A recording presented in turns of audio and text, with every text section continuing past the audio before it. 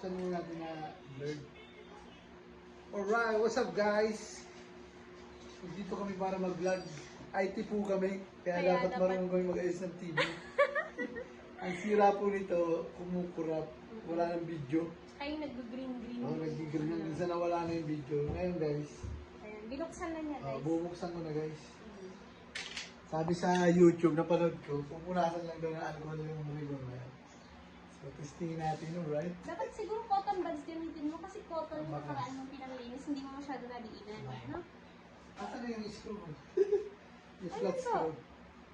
At na yan. Ah, wait lang. Yan na po. Bubuksan na ng technician ng ating CV.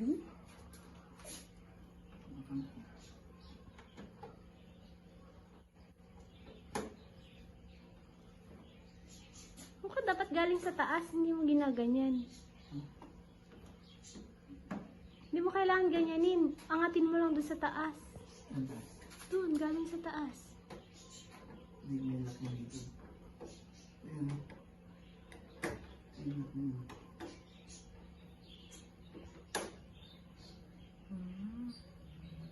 Ini-slide yan pa baba, hindi ini-slide pa taas. Kita. Ang pakialamerang asawa, nandito na naman. You know, very good, very nice. Sa'yo na ba? What's Ay, next? kita eh. Dapat alam mo yan.